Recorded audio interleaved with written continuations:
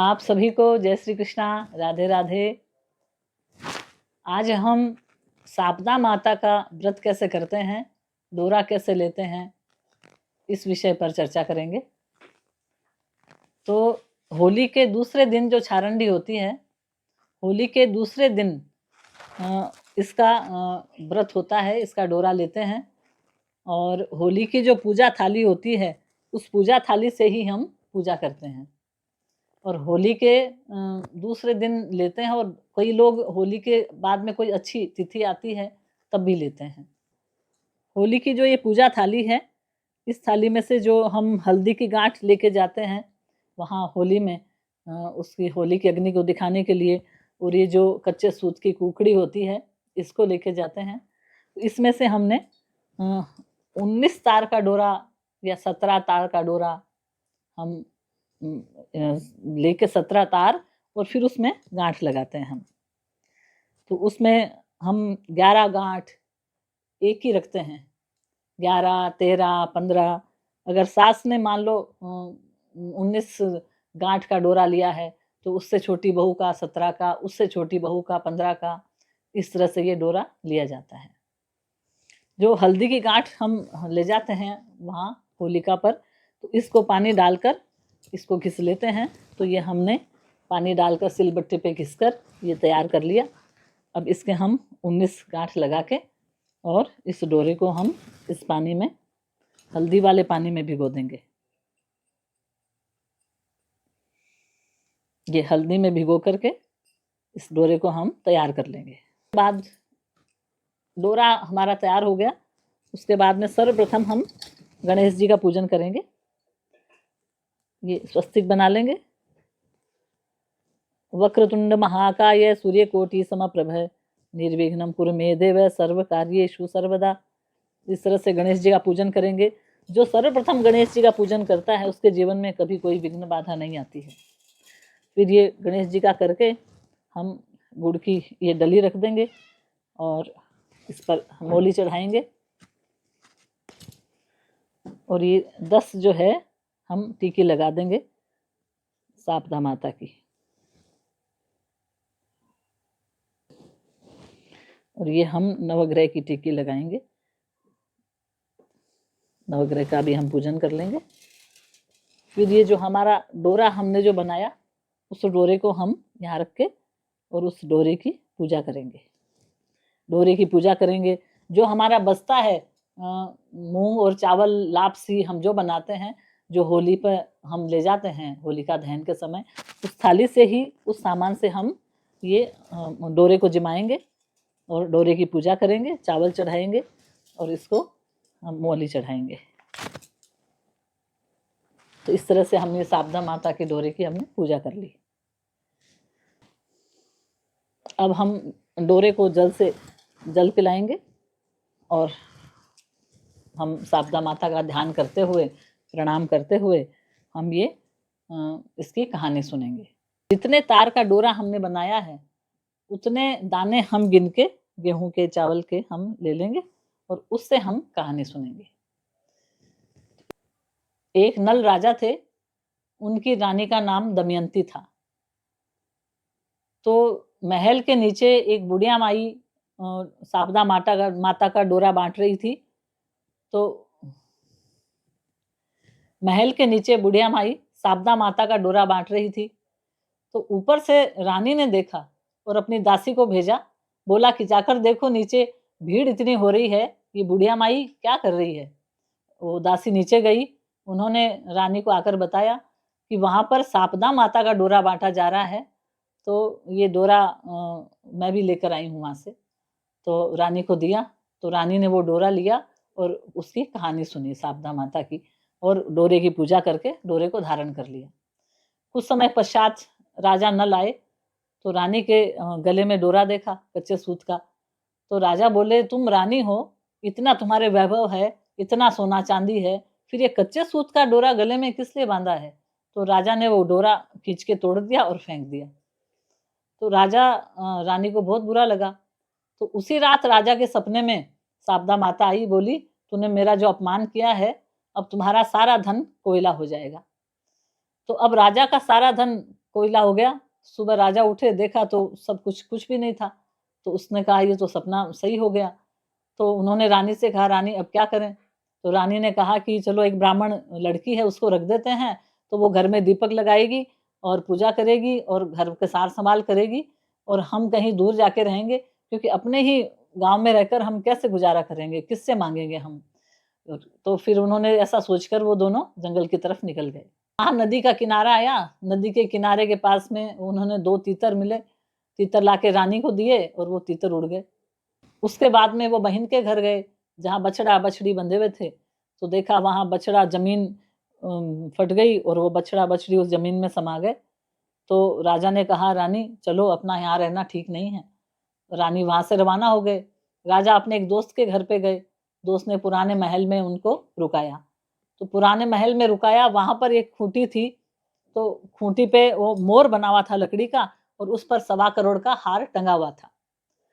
तो 1.25 करोड़ के हार वो राजा ने देखा सोते-सोते, तो वो जो मोर बना हुआ था, वो 1.25 करोड़ के हार को निगल रहा है। राजा ने कहा, रानी जी उठो यहाँ से, ये तो अपने आ जाएगा इसकी चोरी का इल्ज़ाम, तो आप चलिए अब यहाँ से। तो वो राजा वहाँ से रवाना हो गए।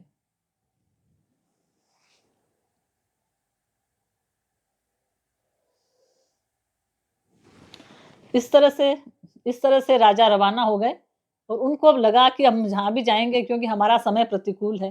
तो आदमी का जब समय प्रतिकूल होता है, तो उसकी सारी व्यवस्थाएँ प्रतिकूल हो जाती हैं, और समय जब अनुकूल होता है, तो सब कुछ स्वतः ही अनुकूल हो जाता है। तो ये बात राजा को समझ आ गई, तो उन्होंने कहा हम तो जंगल में चलेंगे, लकड़ियाँ काटेंगे और वहाँ से लकड़ियाँ काट कर अपना गुज़ारा करेंगे। तो रानी ने कहा ठीक है, अब दोनों रवाना हो गए, जंगल में गए, एक सूखा वन था, वहाँ जाकर वो बैठे और थोड़ा आँख लग गई, नींद आ गई। थोड़ी देर में देखा तो वहाँ का माली आया, माली ने देखा ये 12 वर्ष से जो बगीचा हमारा सूखा पड़ा है और आज इतना हरा-भरा कैसे हो गया? तो देखा आगे चला, आगे गया तो उन्होंने देखा ये कोई सो रहे हैं दंपति, तो उन्होंने कहा कौन हो तुम? और आज हमारे ये बगीचा हरा हो गया आपके यहाँ आने से, आप लोग कौन हो? तो बोले हम तो काम के किसी काम की तलाश में हैं और हमें तो कहीं काम मिल जाए तो हम वहीं काम कर लेंगे। तो उन्होंने कहा तुम हमारे बगीचे में ही रहो। मालन बहुत खुश हुई। मालन ने कहा कि मैं माला बना के दूँगी और आप बेच कर आना, रानी को बोला। तो रानी ने कहा ठीक है मैं बाज़ार में बेच कर आ जाऊँगी। और वो राजा जो है वहाँ वन में उसमें बगीचे में काम करने लग गया। इस तरह से उनका बहुत सारा समय निकल गया।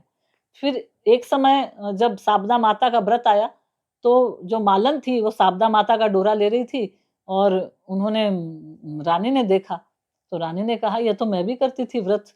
तो रानी ने भी मालन के कहने से, और रानी को भी लगा जब ये सारा काम हमारा खराब हो गया तो मैं वापस डोरा लूँगी।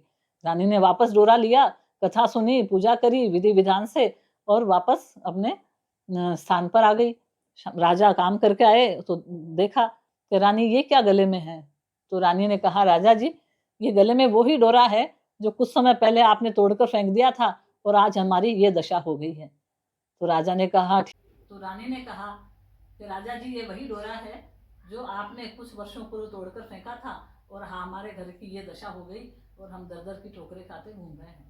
राजा ने कहा मैं कैसे मान लूँ ये शारदा माता के करने से हो जाएगा। राजा ने कहा मैं तो शारदा माता को तब सच्ची मानूंगा कि मेरे दिन पहले जैसे हो जाएंगे। राजा ऐसे करते बात करते हुए सो गए। राजा के स्वप्न में शारदा माता आई, उनको लगा एक महिला जा रही है एक महिला आ रही है। राजा ने पूछा ये जाने वाली कौन है? तो उसने कहा मैं दरिद्रता हूँ। आने वाली महिला से पूछा आप कौन है? कि मैं लक्ष्मी हूँ। तो राजा को लगा कि शारदा माता का प्रभाव है, तो उन्होंने शारदा माता को याद किया, तो शारदा माता ने दर्शन दिए। शारदा माता ने स्वप्न में कहा कि राजा तुम उठो और तुम जाके कुएं पे जाओगे तो सबसे पहले जो निकलेंगे, उसके बाद हल्दी की गांठ निकलेगी और उसके बाद कच्चा सूप निकलेगा। ये तीनों चीजें जब निकले तो तुम समझ जाना कि शारदा माता का प्रताप है। तो राजा उठा और जाके देखा वो तो कुएं में से पानी निकालने लगा, जो जैसे बताया वैसे ही सारा सामान वहां से निकलने लगा। फिर राजा मालिन के पास गए, मालिन को बोले कि भी हम तो 12 वर्ष हो गए, बहुत परेशान रहे, अब हमारे अच्छे दिन आने वाले हैं, इसलिए हम अपने घर जाना चाहते हैं। फिर मालिन ने उनको खूब सारा धन दिया और अपने घर से विदा किया। राजा वैसे ही जैसे रुकता हुआ आया वैसे ही गया। तीतर के वहाँ नदी किनारे पर तीतर मिल गए, और उसके बहन के रुके तो वो बछड़ा बछड़ी वापस ज़मीन से बाहर आ गए। उस दोस्त के रुके तो जो हार निकला था खूंटी में, वो हार मोर वापस निकाल रहा है। इस तरह से राजा को बहुत खुशी हुई। राजा अपने महल की तरफ चला गया। महल में गए तो वो जो सोने की झाड़ी थी वो सीधी हो गई और दातुन हरी हो गई। तो राजा को लगा वास्तव में शारदा माता की कृपा से सब कुछ अच्छा हो रहा है। उन्होंने वो जो लड़की रखी थी ब्राह्मण की बिटिया, उसकी खूब धूमधाम से शादी की और रानी ने खूब धूमधाम से शारदा माता का उद्यापन किया। 16 ब्राह्मणियाँ जिमाई और उसके बाद में उनको खूब भेंट दी और हलवा पूड़ी की रसोई बनाई। इस तरह से खूब उद्यापन करके और शारदा माता की कृपा इन्होंने वापस प्राप्त की। हे शारदा माता, राजा को रूठे ऐसे किसी को मत रूठना, और राजा को टूटा, राजा को धन वैभव संपदा दी, ऐसी आप सबको देना। बोलो, कहानी कहता न सुनता न हुंकारो भरता न। इस तरह से पूजा करके हमें उस लोटे में डाल दो। और उसके बाद में हम गणेश जी की कथा कह लेते हैं। चूंटी में चावल, चमची में दूध, कोई माई खीर कर दो, कोई माई खीर कर दो। तो भाई क्या कौन कोई खीर करेगा? एक बुढ़िया माई बैठी थी खाली के, ला ला ला मैं कर देती हूँ। बुढ़िया माई के गई, एक कटोरी लेकर आई। तो कहा इस कटोरी से क्या होगा? भगोना लाई। कि नहीं नहीं, तुम्हारे घर में जो सबसे बड़ा चरू है वो चरू आप लेकर आओ। तो सोचा बच्चा है, जिद कर रहा है, चरू लाके और चढ़ा दिया चूल्हे पे। चूल्हे पे चढ़ा दिया तो गणेश जी महाराज वो उसका क्या ढक दो मैया इसको, वो ढक दिया। गणेश जी महाराज ने कहा मैं नहा के आता हूँ। बुढ़िया माई ने उसको ढक्कन लगा के रख दिया और वो थोड़ी सी चावल और थोड़ी सी चावल और चीनी और उससे दूध से, और वो पूरा भगोना बड़ा, वो पूरा भर गया। उसने जब भरा भगोना खीर का, बहुत जोरदार खीर बन गई। तो उनके बच्चे बोले, पोते पोती, हमें तो भूख लगी है माँ। तो दादी जी ने सोचा कि चलो बच्चे हैं दे देती हूँ, जो गणेश जी महाराज आप भोग लगाओ, ऐसा कहकर उन्होंने बच्चों को दे दिया। फिर ऊपर पड़ोसन देख रही थी तो उसने बुढ़िया ने सोचा ये पड़ोसन शिकायत कर देगी, तो देखो पहले उनको खिला दिया तो पड़ोसन को भी एक कटोरा भर के उन्होंने दे दिया। इधर बहू ने भी एक कटोरा खा के और चूल्हे के पीछे छुपा दी कटोरी। अब उसने सोचा मैं भी खा लेती हूँ, वो तो पता नहीं कब आएगा। तो बुढ़िया माई बैठ के एक कटोरा लेके गेट के पीछे बैठ गई। बोला हे गणेश जी महाराज भोग लगाई जो, ऐसा करके, और वो खाने लगी। गणेश जी प्रकट हो गए। गणेश जी बोले कि बुढ़िया माई बोली कि लो आ गया, तो चलो खा लो आप। तो क्या मैंने तो कभी खा लिया। क्या तुमने बच्चों को दिया, जब कहा ना गणेश जी महाराज भोग लगाओ, मैंने तो तभी खा लिया। तो गणेश जी ने उन्होंने कहा कि और तुमने जो उसको दिया पड़ोसन को, तो क्या हाँ मैंने तो तब भी और खा लिया। फिर तुम्हारी बहू ने कटोरी भर के पी। तो क्या बाकी सब तो सही बात है, लेकिन बहू ने तो पी ही नहीं कटोरी भर के। तो क्या बुलाओ बहू को, फिर देख के आओ उसके पीछे कटोरी पड़ी है। वो सास गई तो वास्तव में कटोरी पड़ी थी।